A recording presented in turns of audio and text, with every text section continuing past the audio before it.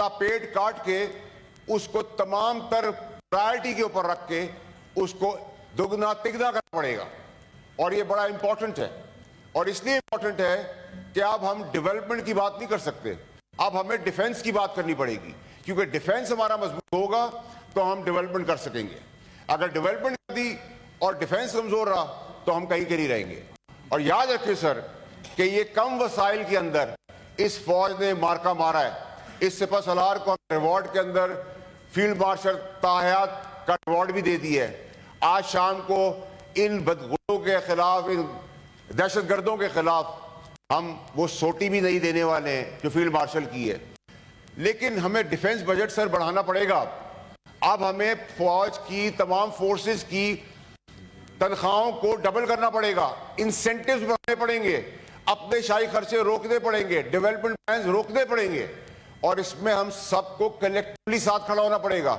Opposition के बगैर, हुकूमत के बगैर, तमाम एलाई पार्टीज के बगैर नहीं हो सकता। दिल बड़ा करना पड़ेगा, क्योंकि सर जहां हमारे पास जमीनी दिफा है कि हम जैसे मैना को गुलेल से मारते हैं, वहां जमीन पे भी हम मार रहे हैं, हवा में भी मार रहे हैं, समुद्र में भी मार रहे हैं। लेकिन क्योंकि अब सवाल ये हो गया है कि हिंदुस्तान को पता चल गया है, जो हमें अंडर एस्टिमेट कर रहे थे कि हमारी कुवत, हमारी ताकत, हमारी स्ट्रैटेजी कितनी मजबूत है, वो हमें कमजोर मुल्क समझ कर आगे बढ़े थे और हमने मुंह तोड़ जवाब दिया। 1:6 के रेशो से मारा है, 1:10 के रेशो से मारा है। अब चेयरमैन साहब, ये ताकत हम वज़ा कर चुके हैं हिंदुस्तान के आगे, और हिंदुस्तान के पास अपने वसाइल ज्यादा हैं, तो हमें हिंदुस्तान को काउंटर करने के लिए, अपनी स्ट्रैटेजी को और मुस्तकिल करने के लिए, और तगड़ा करने के लिए, और स्ट्रेंथन करने के लिए, एक तो जो हमारी स्ट्रैटेजी है उसके अंदर में पैसा डालना पड़ेगा। जो काउंटर स्ट्रैटेजी है, अब ये जंग इसी तरह टुक हमें लेके चलेगी। कमजोर है, घटिया है, जो हमारा दुश्मन है उसका रास्ता तो है नहीं। इसको काउंटर करने के लिए हम इनके घुसेंगे, इन टेररिस्ट को पकड़ के मारेंगे, तो इनके पीछे उनको ही पकड़ के मारेंगे। सीज फायर का हम अभी तक भरपूर दिफा कर रहे हैं, लेकिन ये हमारी कमजोरी, हमारी स्ट्रेंथ है।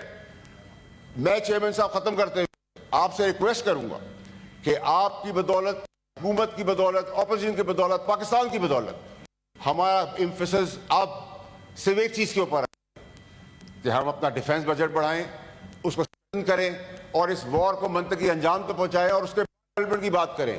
और जो हमारा डिप्लोमेटिक फ्रंट है उसके अंदर हम अपने सारे शवाहिद, सारे सबूत रखें, काउंटर इन्वेस्टिगेशन की बात करें, न्यूट्रल इन्वेस्टिगेशन की बात करें। बिलावल साहब जा रहे हैं, गवर्नमेंट के लोग जा रहे हैं, ऑपोजिशन को शामिल कर लें, उनको नहीं शामिल कर सकते, कॉन्फिडेंस पे ले, आगे बढ़े। अगर हमने इस डिफेंस के अंदर जरा भी कोताही की और अपने पॉलिटिकल डिफरेंस की वजह से हम में यूनिटी हुई, तो जो जंग आपने जीती है उसका फोर्स आप आगे नहीं दे सकेंगे।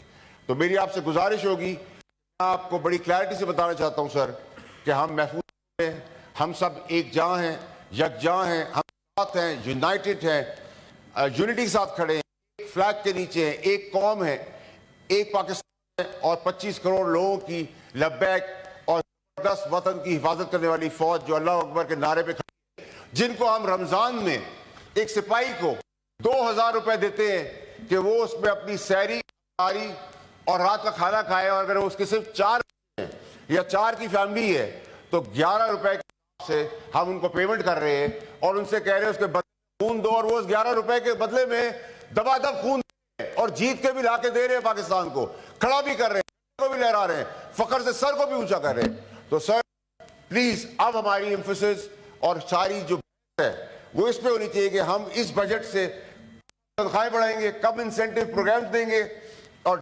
बजट को दिगना तिगना कैसे करेंगे, और किस तरह फोर्सफुली, इंपैक्टफुली हम इस वॉर को आगे जाके अपनी ताकत का मुजाहरा करते हुए इसको जीतेंगे। शुक्रिया आपका।